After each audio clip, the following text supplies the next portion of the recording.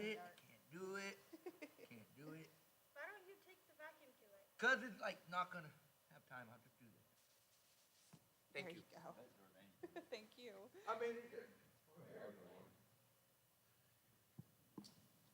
How is everyone? You guys ready for this next Sunday? We're gonna do another fundraiser. Yeah, it's official. So Javi will want a couple. I know he'll want Georgia and probably Slim if he's gonna be available. But I know he'll want a couple people there early, like 6:37. Yeah, you could do that. He likes to do his little workout, so he'll enjoy having a buddy to work out with. So if you're up for it, not it. That's me too. When he asked me to work out with him, I'm like, no, I'll do my own thing because he's way more advanced than I am. Right. All right. So I'm just gonna dive in here.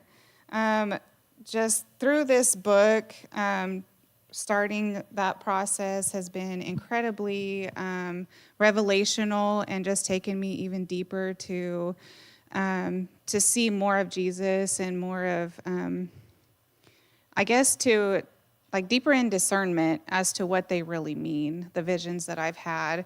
And up until this point, I think I've unintentionally, like, I don't want my message to be about the experiences that I've had, because that completely takes away from the glory of God in them. So that's kind of been something that I've been working on to try and recognize the deeper meaning to the visions, because while they are very real and they are very revelational, being able to see God in them is even greater. I'm going to use my phone for notes because I have to. Because there's a lot. I've written like 14 chapters of stuff already. So, and I probably won't use all of them in the book, but they're all very helpful to me right now. So, I will say that with the visions, I'm growing to know that they weren't just exposing myself, they were also exposing the God who I had yet to really know. Because, and I absolutely love what Pastor is preaching about the last couple weeks, because it confirms and to what the Lord has been speaking to me through my own experiences. And I hope that I also can encourage him by what Christ is speaking to me is also the same thing that he himself is hearing also from Christ. So it's pretty cool. I think it's cool. So something that I keep I keep holding on to, like it's just mesmerizing to me, is that invitation.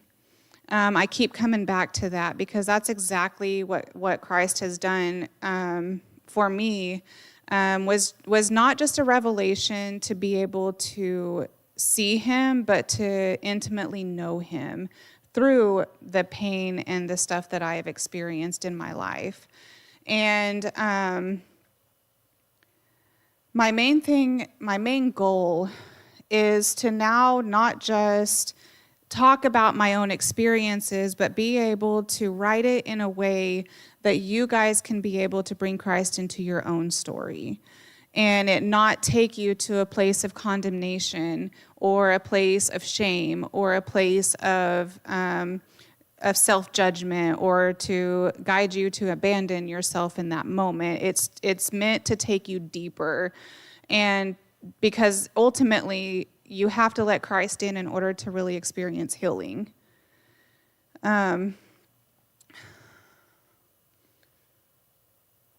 thought that my story was about healing because that's what I sought out most. It was what I really believed that I needed, was healing. And while that's not true, because I really did need healing, but what I needed was the healer. And the thing is that the perspective that I had of Christ, it's not that I didn't love him or that I didn't believe in him. I did believe in him. It just wasn't the right I couldn't see him the right way because of my wounds.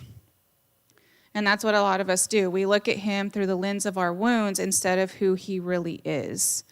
And it's not until we experience, no, I don't want to say that. I don't want to say it wrong. It's not until we dare to believe in something that goes against everything we've ever known. Because that's where I know personally for myself, that's where I had to start. I had to allow myself to believe in something greater than what I had experienced. And I had to allow myself to go against what grief, what loss, what abuse, what all of those things had taught me. Because what it does is it teaches us to see a God who would abandon us because we don't feel that he's really near. We don't understand that sometimes he's quiet, not because he's not there, but just because we aren't being still enough to be able to hear. All we can hear is our own voices. And they're so true to us because they back up everything that we've believed. But it doesn't make what we believe true. Does that make sense? So that was where, for my own personal journey, became the most conflicting and confusing, because it was conflicting, because I had built myself up to believe what trauma taught me, what abuse taught me, what abandonment taught me, what rejection taught me. All of these different things set up a foundation of my own beliefs. And life just had a way of constantly making sure that that's my truth. Am I making sense here? And so whenever you start learning God's truth, it goes against everything that you've ever believed. And that's the hardest part. It was because the enemy will throw everything at you to try and keep you to believe what you've been raised to believe. But it takes a deep, I feel like it's vulnerability. Being vulnerable with, like, allowing yourself to be vulnerable in your own presence, like not even in the room of people, like just within yourself. Allowing yourself to be, you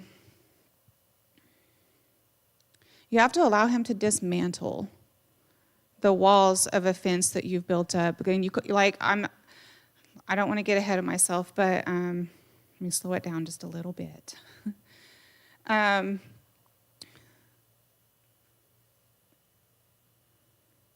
The wall of bricks that I used to stand behind created what I thought was protection, because if I could make sure that I remembered every single thing that ever happened, I could in some way prevent it from ever happening again, from ever experiencing that hurt again.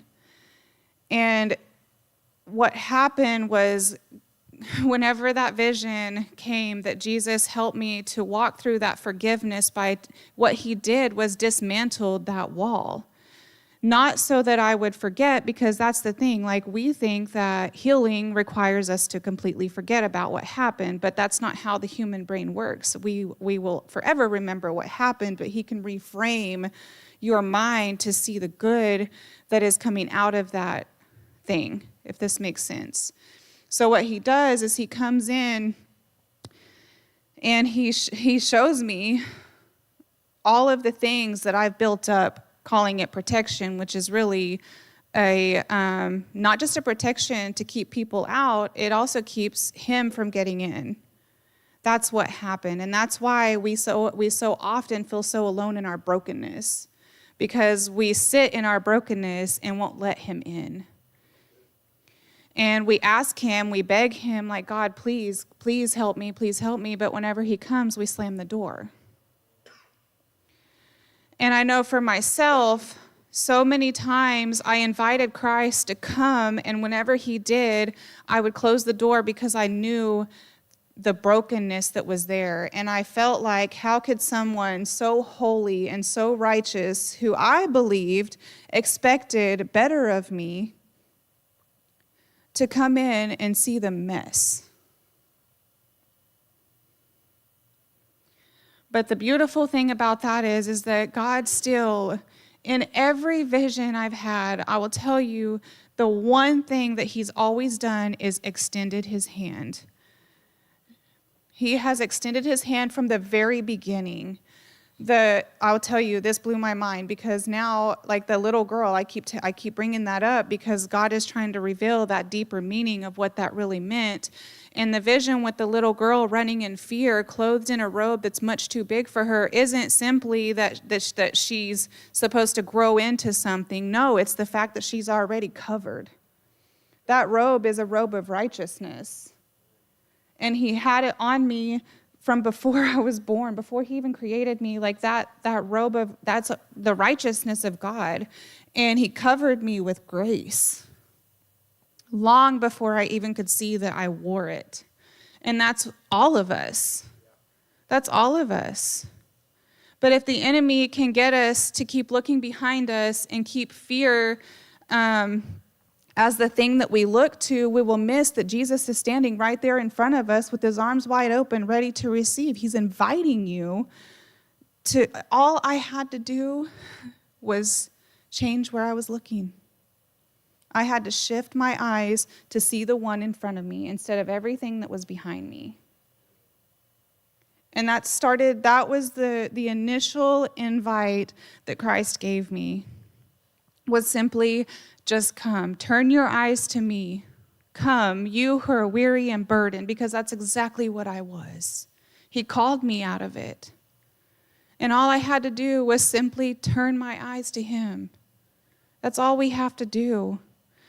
And then it just makes it doesn't make all of the fear go away. It doesn't make all of the memories and all of the hurts and all of the heartbreak. It doesn't make any of that go away. But it simply and amazingly, incredibly, makes it feel less alone because you're running to something instead of just away from something that you can't escape. And a lot of us are constantly running from a past, thinking that we can outrun it, but we really can't. You can't outrun something that you can't forget about, right? You tried it. Those of us who have done a little bit of something, trying to drown out those memories, when you come out of it, what happens? You're right back where you were before you went into that. Huh? Yeah. For sure.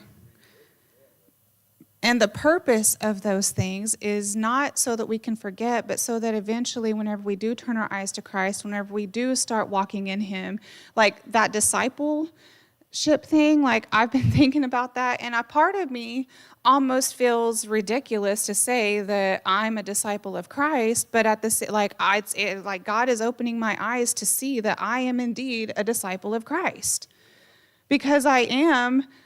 Like I turned my eyes to him, and all he said was come, and from that moment I've started following. Through the hurts, through the shame, through all of the things that I went through, he started to reveal himself. He started to teach me. He started to. So my thing is I thought that it was always that I was in this darkness and he brought me to light. But what I'm learning is that my trauma is actually a window to look through to find Christ. When you look through the window, whenever you're looking through the lens of Christ, that's where the light comes. You're not meant to be looking in a mirror to see the reflection of everything that you carry that's behind you. You're meant to look at Christ as though a window. There's a window of opportunity. There's a window of deliverance. Like there's a window of hope and restoration and all of these different things. But if we can't seem to find it in us to look through what we've been through, we'll stay stuck in the darkness. And what I'm starting to understand for myself is not so much that I didn't believe him or that I didn't believe in him, because I did believe in him. It's just that I had this I didn't recognize him for who he really is. I didn't recognize him. I could only, and whenever I go back and I look at scripture, I see whenever after the resurrection, Jesus comes back, and even his own disciples didn't recognize him until, I don't remember exactly what he did, but he walked with them for a certain time, and they didn't even recognize that it was him. Mary Magdalene, she, oh my gosh, I wish I could remember all of it. Anyways, whenever you go through the scriptures and you find that revelation, it's not so much that, okay, because I really want to bring this home. It was so eye-opening for me.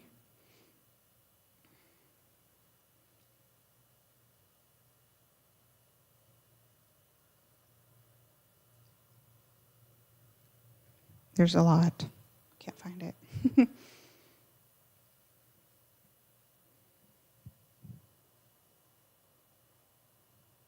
Okay, I'm going to go on past that. We'll come back to it if I need to.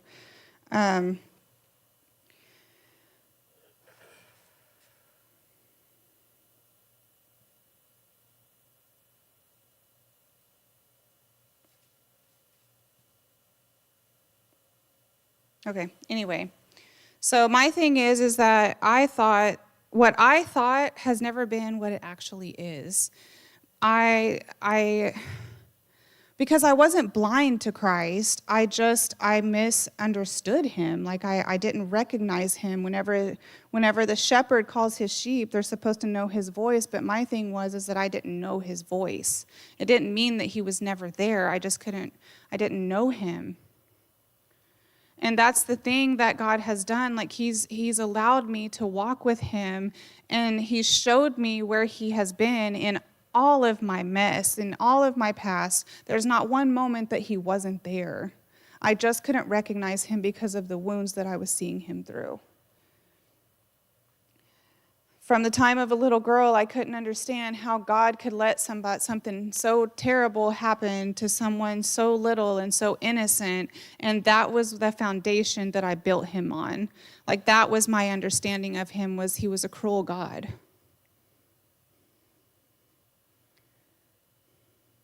And it's not that Christ is cruel, it's that humanity is.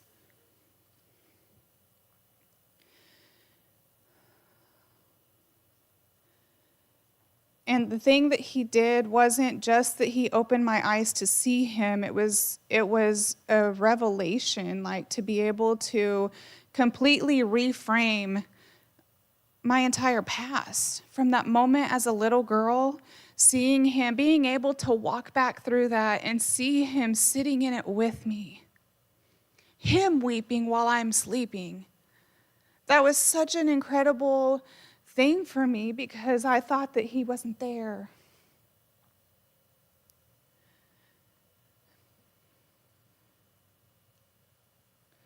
I thought that I had to become this perfect something, that I had to make sense of all of the things that I couldn't make sense of that were in here.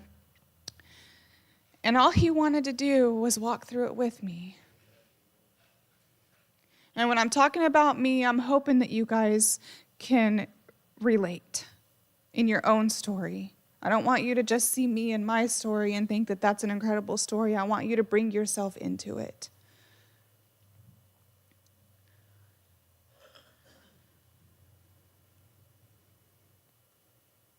You know, every time that I realized that every time that I had a vision, it was during a moment of surrender. It was whenever I quit, honestly, whenever I could no longer do it. When I could no longer do it, I would fall on my face and I would come to my senses and say, God, like, I can't do this anymore. I don't have it in me.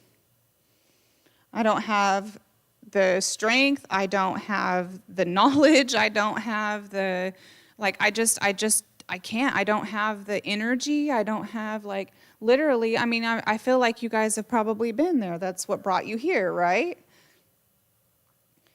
But in my own, it's incredible. Like, I wish you guys could experience it.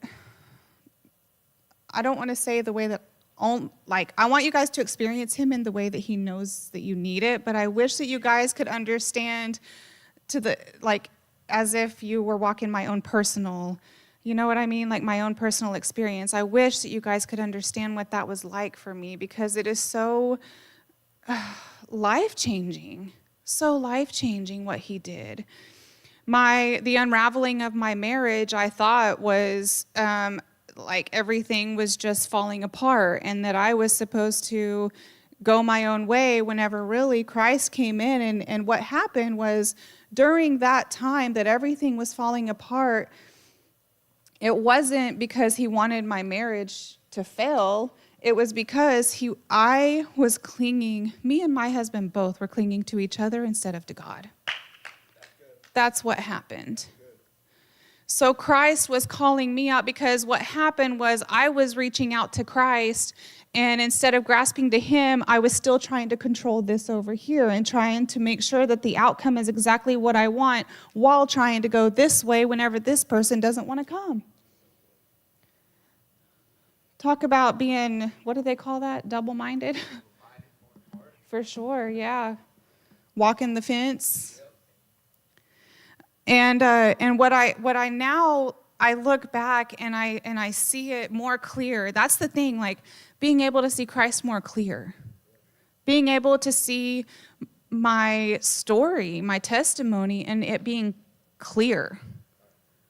And I'm not going to say that I have it all together. I believe that Christ's revelation of himself, like it's something that keeps on giving. So whenever I'm further ahead and I'm in a different season of my life, I'll look back and I'll be able to see something different.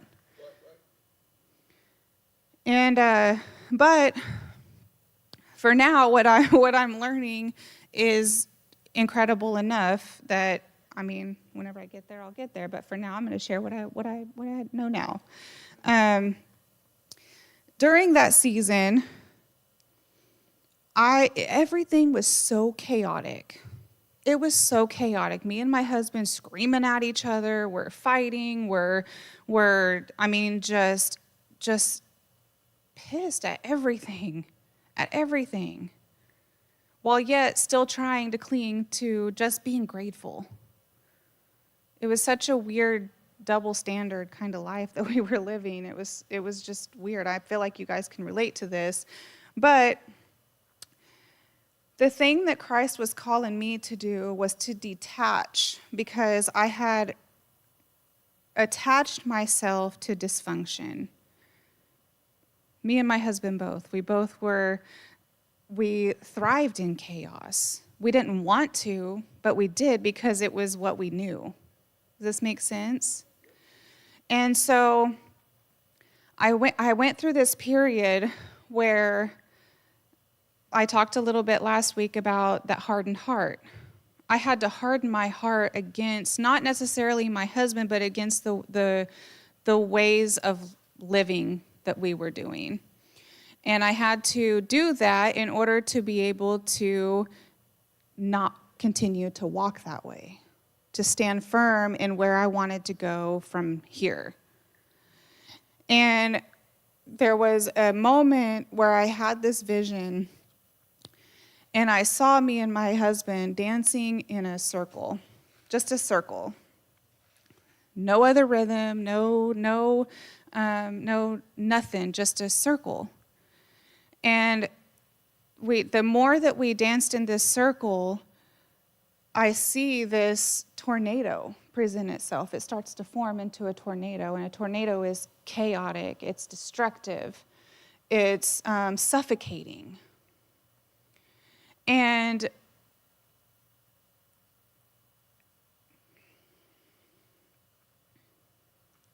the way that Christ let me see it then was that I was dancing with the devil, because my fight was not against flesh and blood, it was against spirit. And I actually have a writing. I named it Dancing with the Devil. And the beautiful part about it wasn't that he was exposing the chaos and the destruction and the suffocation. It was the hand that I saw standing outside of that was extended to me in my storm. And all I had to do was say yes, to break away from this stance and choose to walk a different way. I didn't know what that was going to look like. I had my thoughts. I had my beliefs. I thought that it was going to be literally me just leaving everything in ruins and me going on my way, living my life, and him going on his way, living his life. And Christ has a really beautiful way of turning tables. And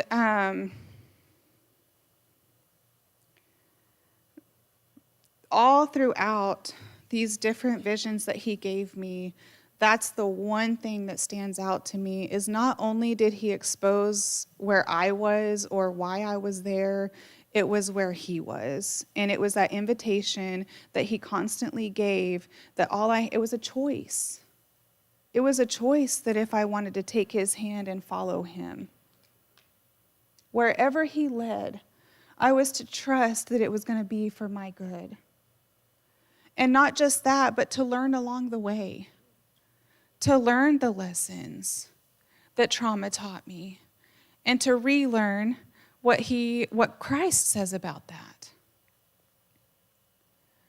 And it's so, I'm still honestly trying to wrap my head around what God is really doing in my own life. It's so incredible. And it's not confusing. It's just that I don't know yet. Like, I don't know where he's leading me to, but where I'm at is such a beautiful place. It's so beautiful, you know? And what I find so beautiful about that is being able to say that out loud and believe it because of where I came from. Because where I came from looks nothing like what it looks like now.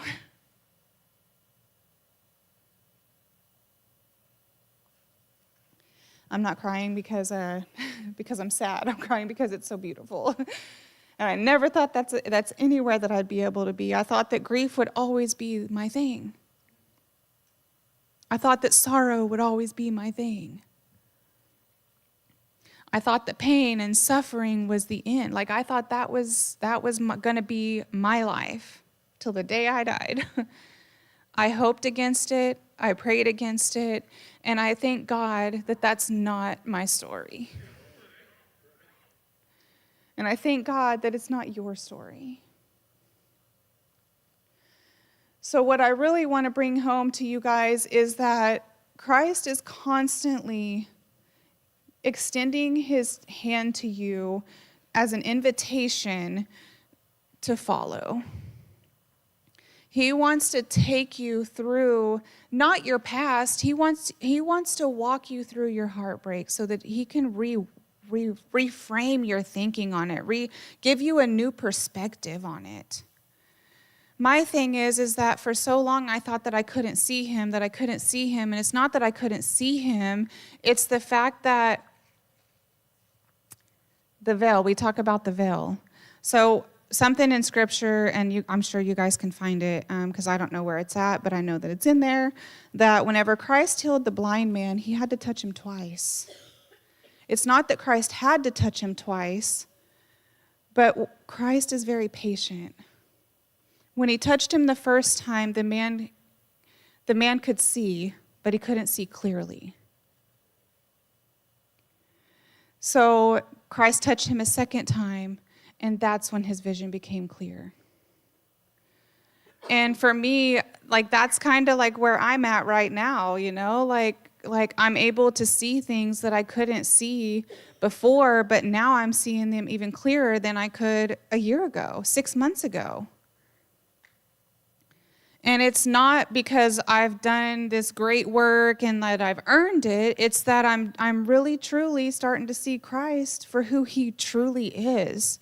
And like yesterday, Pastor sitting, like hearing him talk was just confirmation to me that where God has me right now is exactly where I need to be. And sitting there, I came up here after church and I told him, I was like, Pastor, I think you put like 14 different sermons in myself in that one sermon. Because I was able to relate to a lot of what he's saying. So what I'm trying to tell you guys is that Even if you can't see or understand what he's talking about right now, there's going to come a time along your journey where you're following, where you're coming into discipleship, because that's what you're doing here. You're not just here to be sober and be clean and no longer sin, because we are human and that is going to happen, right? We'll never be able to be perfect, but if we can learn how to walk like him, how to talk like him, how to love like him, how to be more like him, it'll help us to continue the walk. To be an example to other people of what Christ looks like. That's really, I feel like that's really the goal. Like, you know, learning who Jesus is the foundation that sets us up to be able to love like him. And then whenever we go out, I know for me it kind of was, I don't know if it's backwards, I don't know if it's right, but how it worked for me was learning how Christ's love taught me how to properly love other people instead of people pleasing and giving people whatever they think they want. Like it taught me how to love them like him. But then also, it wasn't just about loving other people. Like Pastor said yesterday, I don't remember exactly how he said it, but why do you not give yourself the same grace that you extend to everybody else? That was something that came last for me. I came last. And it's okay. Now I'm grateful for that because it taught me how to do it better, for not just for other people, but how to protect. It's a protection for myself too. Learning how to love right, learning that self-respect. If I had never been through all of the bad things, I'm not sure that I ever would have learned the lesson to not, you know what I mean? I'll give it to you this way. There's this one girl. I was sharing the story with her, and she was like, "You're really making me really question if my faith is really, like if my relationship is really where it's supposed to be." And I said, "Well, I didn't mean to." And she goes, "No." Like, I said, "Can you help me understand what you mean by that?" And she said, "What I mean is that I've never gone through anything like what you're talking about. I've never, like, she was born into a pastor's family. She's been protected. She's been loved. She's been cared for." And she's like, "But that makes me question if I really know God like you do." And I told her, I said, honestly, I was speechless. I wasn't sure what to say.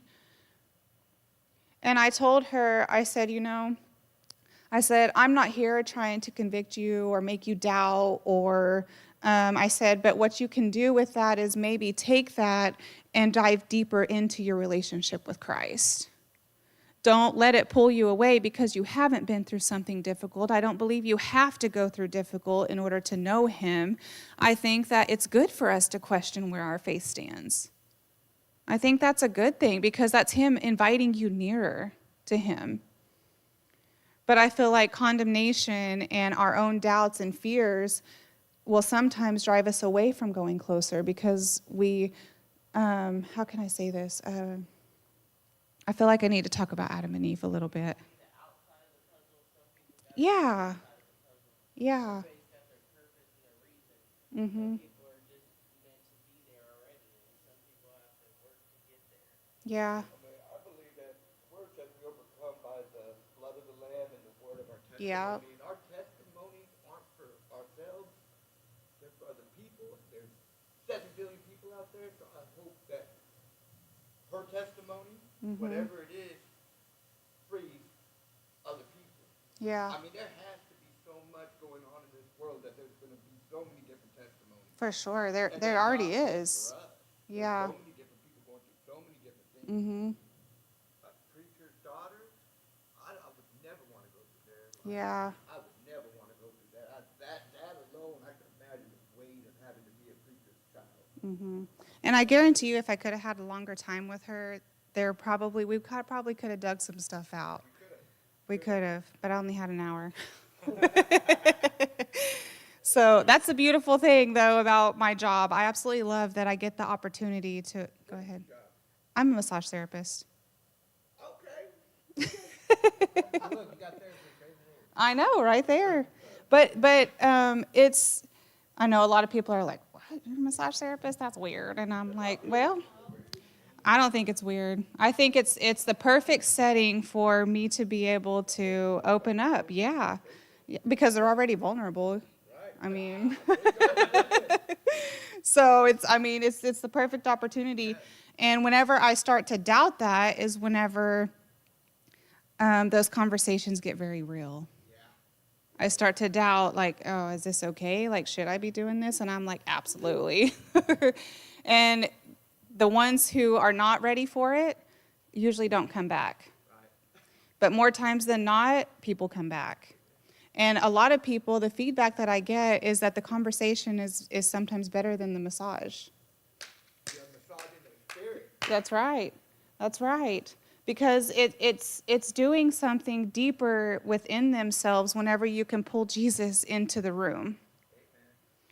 And I don't know why I got off on that, but there we are. So,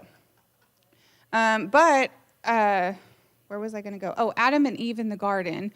Whenever I think about the invitation, that was the first time that Christ come out and he said, "Where are you?" And it wasn't that he was like for me, whenever I used to hear that, I would think of an angry God. Where are you? How could you do that? Why would you go against me? Because that was the lens of my wounds.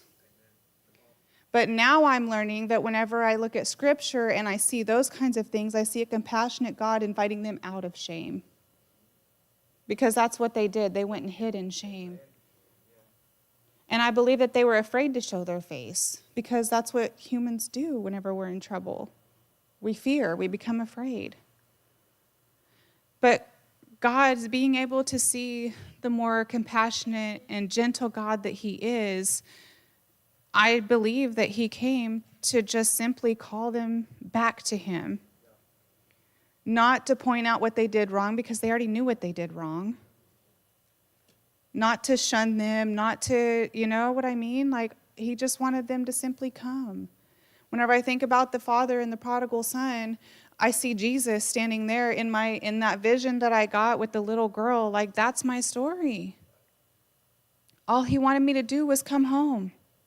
Not to condemn me, not to judge me, not to tell me what I did wrong. It was simply just to come and let me hold you. Let me be your comfort. Let me embrace you.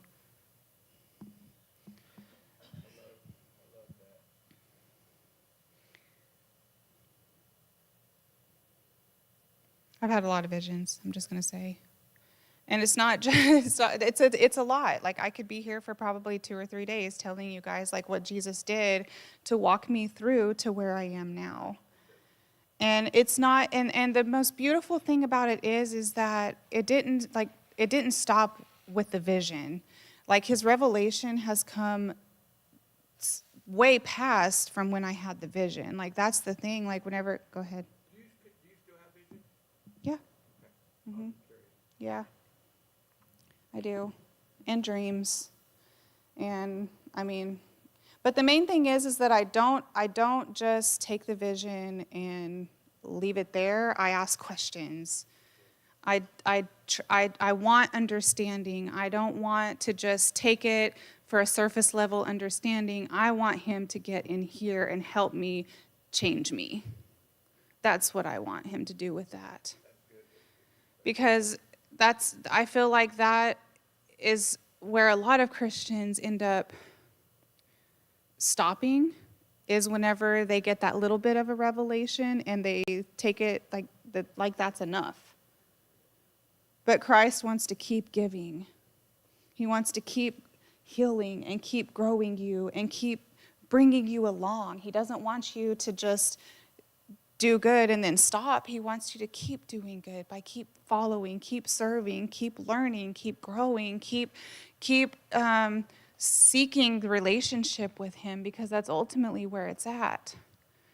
Christ doesn't just want us to become something. He wants us to be in relationship with him. And that's the thing. Like, I was so focused on purpose and my will and what am I supposed to be doing? And it's ultimately just abiding in him. He just wants us to abide in him. That's it. And it doesn't mean that you come in and you try to hide all of the things that you went through, all of the things that you allowed, all of the things. Like, he already sees them. But the reason that we shut the door is because we don't want to have to feel it any more than we already do. But the crazy thing to me about that is that you feel it anyways. You feel it anyways. So would you rather walk it alone and keep feeling the way that you feel, or would you rather walk through it with a healer who is going to, as you walk through it, change the hurt that you feel? It's get irritated because, like, I feel like sometimes I'll go through it, and then, like, Holy Spirit will slap me and be like, "Are you serious? Like, here's a miracle." And then I'll go and I'll be good for a little bit, and then I hit a bad moment, and then I get mad at myself because I'm like, "How dare you be ungrateful? You've seen so many miracles. Like, people would fall over at the miracles you've seen." But then it's like Holy Spirit slaps me again. what I feel you need to hear is grace. Give yourself the same grace that you give everybody else.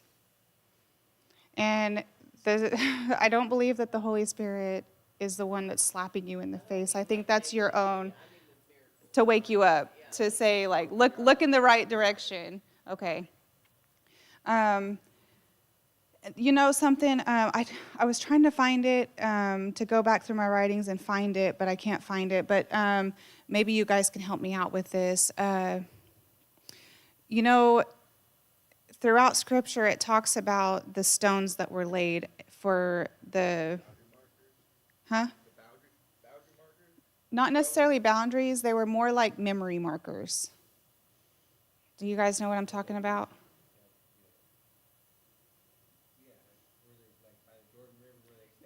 Yeah, where every, yes, where Christ, where certain things, certain events took place, and they laid a stone in order to remember that that's where that took place, kind of thing. Maybe I'm explaining that right, maybe not. Pastor can help me later. I might call Mark later. We'll see. But he's got a lot to do. But anyways, what I started seeing is that those memories that used to bring pain to me are now memories of what Christ has done in me. And so now I can look back at those things that used to crush me, and now they're hopeful. Now they're promises that came to pass for me. And I can look back at those things and say, because he was faithful there, I know I can trust him here.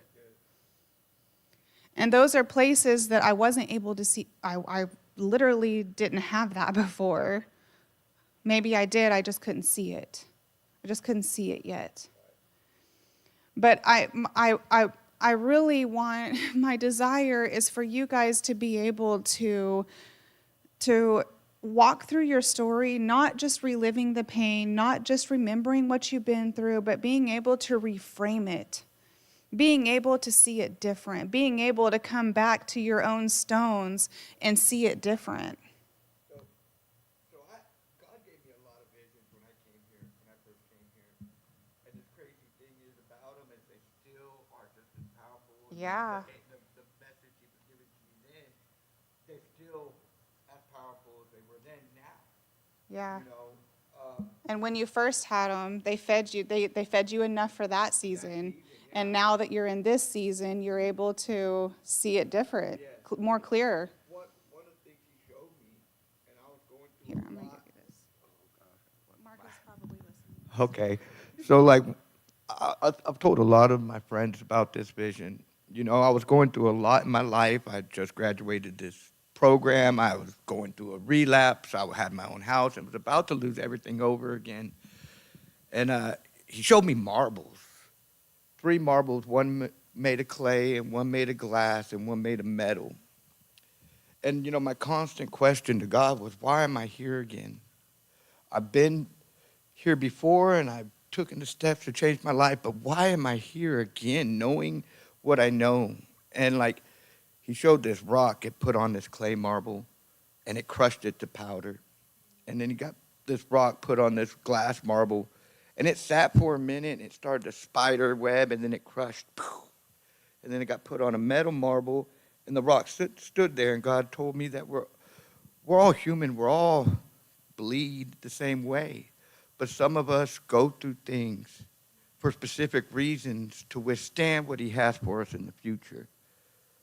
And it really made me mad because I didn't want to go through some of those things. But the love that God has for us, he's already seen what we're called to do. And it's like Proverbs said this morning, like a good father disciplines his kid. And he disciplines us for love.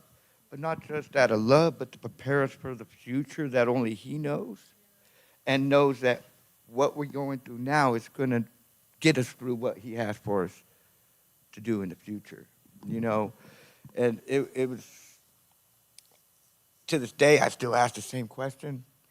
And he still shows me the same thing, which really encourages me and also builds up a lot of other emotions because What it's doing is that excavation process. yes, You're beginning to see, and he's trying to reveal more. And a lot of times, it's a very difficult process. That's the difficult part because one, we're not hearing it how we want to, and that's where you have to really trust the process. And I love. I almost got emotional you talking because it's a beautiful thing that he showed you. It is beautiful. And my encouragement to you would be that if that's the one that keeps coming back to you every time, you ask him questions. Dig into that well, it comes back to me when you need it. like God has great things in store for all of us. You know, and it's kind of like you were saying about that pastor's daughter or whatever. Like we cannot. God's preparing her for something great, and I don't even Yeah. want to try to. Yeah. And that's her process. That's her walk, her relationship with God. Mine is my own personal relationship with God. And so, like, I see a lot of what happened in my past and what happened to me was such a horrible thing that instead of letting that define who I heard you. But instead of letting that define who I am now, I'm able to see what God has in store for me to help other people in. You know, a lot of times, Mark, we have to go through that to get there, you know. But yeah, like it's that vision helped me, just encourages me that there's better things for me that I'm being prepared for. I'm my worst critic, and I don't think that to think that I'm like going to help anybody, you know, that I could barely help myself. And that vision helped me just be comfortable with what I'm going through, no matter how messy it looks.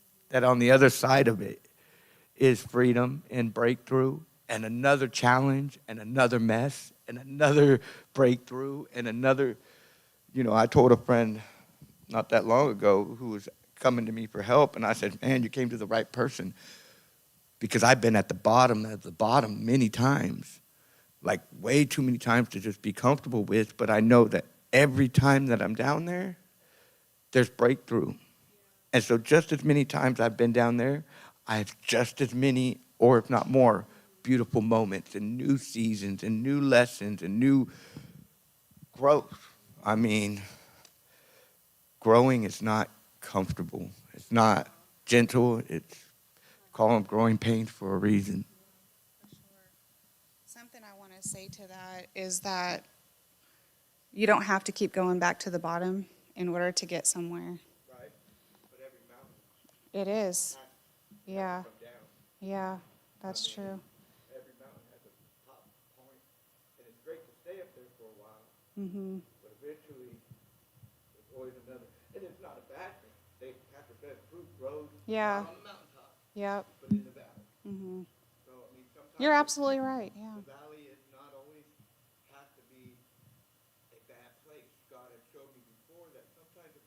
ability to pause before we go through the storm coming. Yeah. If we're able to use that gap that Pastor talks about to see this hurricane spiraling towards us. I have this whole thing on hurricanes, Yeah. and how hurricanes are seen before they hit the land.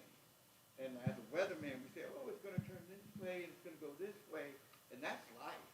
Yeah. Okay? But we're taught to, life is hurricane. This is how I see it. Some of us are born on the outskirts of this hurricane, and that's normal, and we're used to the twigs hitting us. Yeah. And that's life. The Holy Spirit wants us to center around one thing, and that's Jesus. Mm-hmm. And in that hurricane, there is a very peaceful place, Yeah. and it's the eye. Now, we go through life, and we're in the middle of that eye, and that's where we want to be. We all know hurricanes move left and right. They're not just a straight shot. Yeah. And so we have to constantly ask the Holy Spirit, Lord, which way do I take the next step? Is it forward, or is it right, or if it's left? And a lot of us, like me, I'm like, okay, Holy Spirit, I'm going to go left here, even though you're going right. Yeah. And I get these little branches hitting me, and I'm so comfortable with it, I don't even know he's going this way, and I'm going this way. Mm-hmm. I still think I'm centered.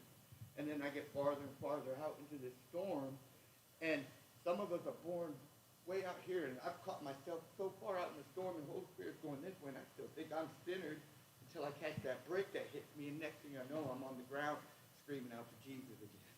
Wow. Yeah. You know, and so like, I mean, the word says that we should pray every step we take and ask for direction. Every So, step. Yeah. I mean, it's just, but I've gotten real comfortable out in the storm. Yeah. It's sad. I think that's where a lot of us find comfort because Yeah. it's what we know. It's what we can predict. Right. We can, if we can predict it, we're less hurt whenever it happens because we knew this was going to happen. We have to learn to trust Holy Spirit when we Yeah. go left, go right, go forward. Yep. Instead of trusting on our Proverbs again this morning, let's not lean on our own understanding. Yeah. You know, but let's go where Holy Spirit leads us. And I mean, listen, it's hard to hear Yeah. with all that storm going around us. It You is. know, I don't remember who was chilling in that cave right now. He had Elijah, I think it was. An earthquake was going, and he was fighting for his life because someone said he was going to take off his head. And things were going everywhere, and there was that quiet voice Yeah. when he heard God. Yeah. I was painting mental illness, and like I'm not a great painter. I'm getting there, right? And I painted it, and it was gorgeous. And God was like, erase it. And I was like, what? He was like, erase it. So I erased it. And I painted it again. It was even cooler. And he was like, erase it. I painted it again, and something else. And he was like, erase it. He had me do it like 6 times. I was so mad because I was like, I don't have pictures of this. I don't have any of it. You know what I mean? Yeah. And he was like, I can do things that you can't. This Yep. is not you, this is me. And I am going to build it the way I want to build it. And until you learn to let me guide you, you are not going to get the outcome. Yeah. And it was like, I was so mad because I was like, I just want pictures of what I just did. You know what I mean? Someone Yeah. was there witnessing it with me, so they got to see it. Yeah. But it was just like, Because mental illness it's not who he is. It's not who you are in him. yeah. That's, I think, Painting like what bipolar looks Yeah. like in art, you know what I mean? What all these different things look like in art. And I've seen some drawings from other people that have done it. It's incredible. and I can never ever see that again. You know what I mean? Like it's frustrating to me that I can't have a picture of it, but it was just the moment. You know, what I mean? It was just like it was all with my hands. There was no paintbrushes. It was Yeah. He was just showing me that he can build it up and he can take it away and build it up and take it away. Oh, and wow. it's better. You know what I mean? Wow, yeah. I love that you guys are sharing this stuff. I love it. But I won't keep you guys too much longer today, but I just really wanted to be able to kind of take you guys deeper into what Christ has been doing. And like coming in here in chapels, I don't know. I mean, I don't think any of you have been here since I started speaking.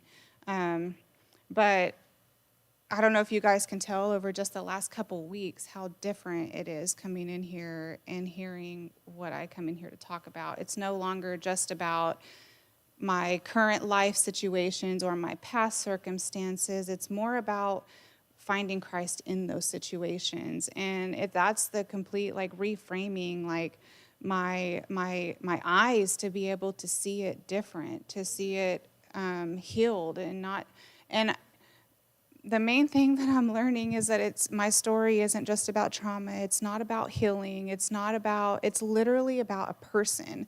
Every single thing that I'm writing about ends leading to Christ. It ends in the revelation of Christ. And that is something that I'm still processing, but I find it so beautiful that everything that Christ has shown me has revealed himself in it. And really, my goal for you guys is to try and help you guys to be able to get there yourself. Because ultimately, whenever you walk out of here, I feel like that's going to help you to be able to continue this walk. And maybe you might fall a little bit, but maybe you won't fall so hard. I wrote this a while ago when you were talking. It says the walls. Here. It says the walls are like locked doors. They don't keep out the thief. They keep out the good people. They don't protect me from the enemy. They put a false field around the inner me to protect the lie and the false security. The lie we tell ourselves or we're told, and the truths we are not ready to face about others and ourselves. I love that. What? I do too. I love that you guys are being so open. I want to share some more now that we're here. So I love what you're talking about, these walls, because when I first came here, I would go through life, and I like to illustrate things, guys, so I'm sorry if I stand up. So like in life, I've been through a lot of trauma, right? And so up in my head, what I would do, or around my heart or around my body, is I'd place a brick. And I'd do it for protection. And I'd place another brick, and I'd place another brick, and I'm getting this wall for my safety, because the world can be a horrible place, and things were hurting me a lot. And so this wall I was building was making me feel safe. And then after years and years of this, I started building these walls, and I started noticing that they started having towers, guard towers. And these towers now had barbed wire going across them, and I started feeling very claustrophobic, and no longer were they there for safety, but they were I was in prison. I was stuck in my own strongholds, and I was like, whoa, how did I be the creator of this? Like, it's crazy how the world would do that. And so, like, now I'm stuck in my own prison that I built up, and it took a lot for those to get torn down. You know, and it's just, it's twisted. The world can be very twisted. We're putting things up for our own protection, and we end up building our own prison. You know, it's crazy. That's exactly what it turns into, is your own prison. Mine became a blacked out room, no windows. I knew that there was supposed to be a light switch somewhere, but I couldn't find it. I was trying to find the light, but I couldn't find it. And what that revealed to me is that all I can see is the darkness in my life. And that's just the connection I just made is something that I said earlier is about the windows. You have to be able to make windows in order for the light to get in. And how Christ helped me to tear down those walls started with forgiveness. Yeah, it was a tough one. That was probably, of all the things that I've had to walk through so far, that forgiveness was the hardest. It was the hardest. One, because I thought that I had already done that, but I didn't. I didn't really forgive. I held on to the bitterness, the resentment. While I could still love them, I could still be kind to them, what I held on to from that experience affected me. And that's what I had to forgive, was how it impacted me. And so Christ let me see. I don't think that I've shared this part with you specifically, but I think the rest of you have it, and it has to do with that wall. Whenever I started seeing that wall, I mean, it was huge. It was this huge wall of offenses and hurt and all these different things that I had built up, thinking that it was protection. And Christ said, that's not a protection, that's a prison. Because whenever you look at the wall, all you can see are the offenses. So he asked me to please take down one brick from the wall. Yes? Something that I remember, and I don't know why I just remembered it, is while on the outside of your wall, there's the arrows and everything that you see is trying to attack you.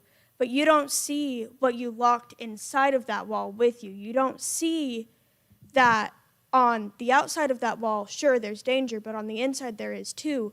Because while you think you're protecting yourself, you're also hurting yourself at the same time. On the outside there's freedom, but on the inside. You're like a caged bird who can't get out. And while you think all of those arrows are hitting the wall, some of them are steadily going over and hitting you, and you can't escape because you've unsuccessfully locked yourself into that wall, but you caged yourself in. You're a bird. And you can't get out until you figure out how to start trusting people again, or learning how to tear down that wall or those bars or whatever your wall is, because it's not always a wall. Sometimes it's a labyrinth with 30 gates that you have to go through to actually get out. But yeah. I love how you said that, Jordan. I mean, for me, it speaks to my addiction with meth. You know, I use meth to not feel. I use meth not to hurt. I use meth because I just couldn't deal with the pain of life no more. And it took years. I mean, I started using when I was 12 years old. And by the time I was 16, you know, I was ready to find love. But I realized that that drug didn't just take away that pain. It also took away the ability to love. And so I felt very hollow for most of my life. Wow, I love that we're getting somewhere. Here you go. Instead of building a wall, try putting on the full armor of God. There you go, I love that. That's in Ephesians 6:14. I think about that is that a lot of us don't know that. We don't know that God. We don't know that Yeah. armor when we start building that wall. Okay. Ephesians 6:14. You can read about it. My phone number? I'll leave it out there, but Amanda does have it. Okay. But you're absolutely right. And like he said, a lot of us don't know that God yet. And all we know are the walls. We don't know that we have the right to put on an armor. We don't know what that armor looks like because to us, it's self-preservation. I was very selfish when I came here. Yeah. If I wanted something, I had to get it. If I was hungry, I had to find food. If I wanted new shoes, I had It was all you. It was all of them. Yeah. And there was no trust in anything else. Yeah. It was only trust in myself, and that could be a very prideful place. Yeah. So something that I do want to share this with you because I feel like it would be very helpful to you if you do it in your own time. But it was very helpful to me in order to really, truly walk through forgiveness because I didn't know how to truly forgive. I didn't know how to let go of resentment. I didn't know how to let go of bitterness because I lived in the hurt. And whenever you live in it, how do you separate from it? Like how, I mean, for me, it was a part of me. And letting it go made me feel completely lost. Like, who am I without this?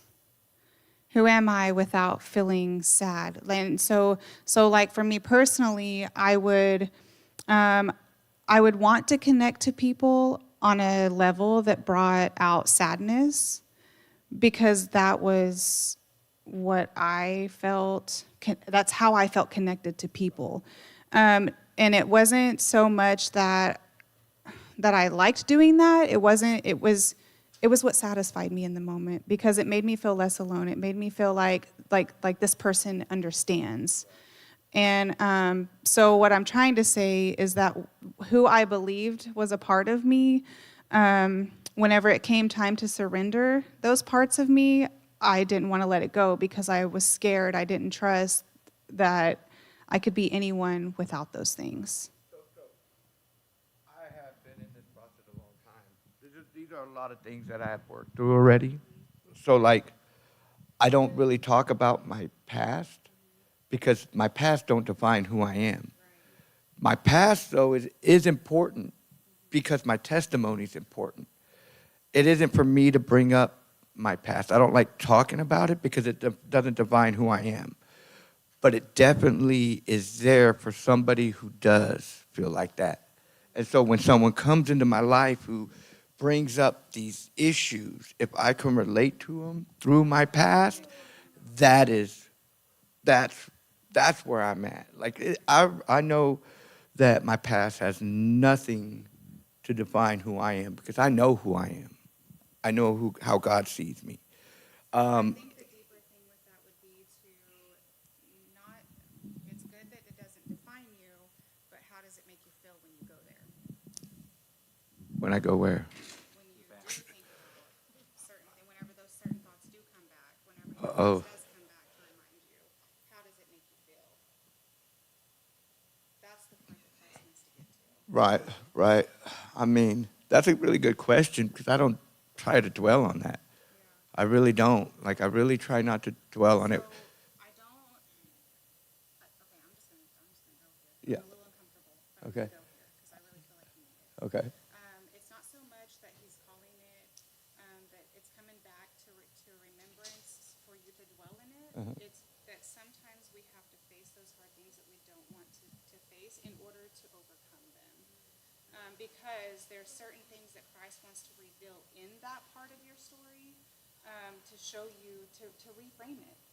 Because if we can't even acknowledge that that's a part of where we came from, how can Christ reframe it for us? How can he heal that pain if we're not willing to feel it? How can he completely restructure the way that we believe about that certain season in our life if we won't allow ourselves to even be open to hearing his voice about that situation? So I've asked God a lot about that. I mean, I went through a lot of abuse as an infant from the age of being born, and I was innocent in those seasons of my life. I've asked God how can that be possible with a loving God? Like, I don't understand it. He showed me that all that, like, if he's sovereign and he's in control and he's a loving God, these are questions, my own personal questions I've asked him. There are going to be, okay, it's like this. When it comes to parents who've lost their kids, I am in a season now where I'm kind of have a little say in that. But my whole entire life, I've been on the other side of that. And I give parents advice from the child's perspective because that's who I went through. And, so like the abuse that's happened to me,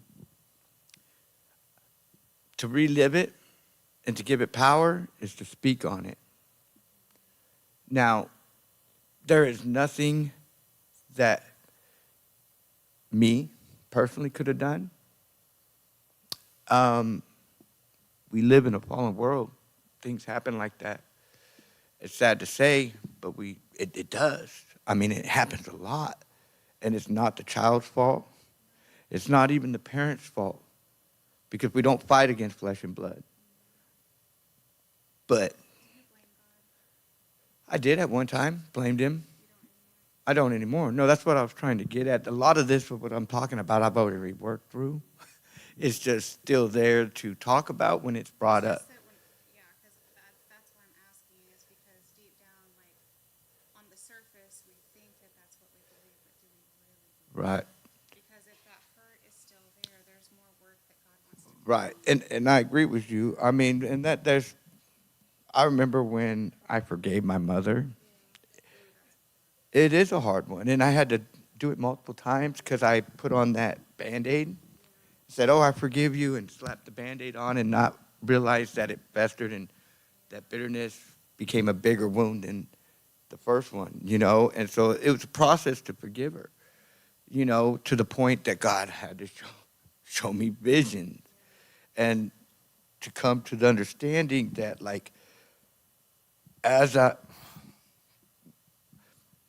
I'm being abused as a child, I remember hearing my sisters and me screaming out for my mom. And she's in the kitchen cooking tortillas as we're being abused. And as I'm walking through the hallway, I'm screaming for my mom, and she's in the kitchen cooking tortillas. I held a lot of anger towards her because she's my mother and is supposed to be protecting us, okay? When God allowed me to forgive her, it was a weird moment because as a child, I have this memory. And I remember looking up at my mom as a 3-year-old, looking up at my mom, was hearing my sister screaming for her, and looking into her eyes, and there was a blankness. And it took years for me to understand that the abuse in this world is very rampant, and there's generational curses that are in this world. And it took a long time for me to understand that my mom went through a lot of abuse as a child, and that to blame her for not being a good mom was not right, because maybe she wasn't taught how to be a good mom. And that wasn't her fault, just as it wasn't my fault that I couldn't help my sisters, because that's all I wanted to do when I would hear them being abused. But as a 3-year-old, you can't. You can't. And so it took a lot of time to forgive myself. It took a lot of time to forgive my mom. And it's a lot of work. And there's a lot of digging, and there's a lot of seeking inside here and seeking him, because only he has the answers. And sometimes he don't give them to you. And you have to just deal with it. You know, his ways aren't our ways. That's the beautiful thing about choosing to follow him, is that it keeps you to learn. Right. It keeps you discovering. It keeps you digging through those parts when it's your time. Right. Because I can hear the pain that's still there. Oh, there's pain. And that's okay. Yeah, pain's not always bad. Because there's going to come a time that God will take you just a little bit deeper. And you'll be open to it. Right. Because the season you're in now is going to prepare you for when that time Right. comes. You know, some beautiful thing about brokenness, and there's a sermon I really love by Lottie Bachman, and it's a lot of information there. Like David, when he sent his friend out to die because he wanted to be with his wife, and he committed adultery and he committed murder, the psalm that he wrote about that was written 50 years later. He was still feeling that brokenness, that shame, that, like, we're not meant to forget. Now, God is. That's the beautiful thing about him. He will forgive us and forget our sins. But we're not meant to. I think because our things become lessons, life lessons that we learn from instead of. That's that testimony. Yeah. That gives us the power, our testimony power. Man, this has been a beautiful, beautiful chapel. And I appreciate you guys all, you know, taking part in just being open and vulnerable with me. I won't keep you guys much longer today, so I will ask, if you guys don't mind, that we specifically pray for Mark. He's going in to have that back surgery tomorrow. We're all standing in good faith that everything's going to be fine and that his recovery is well, but like he said he'll take all the prayers he can get, so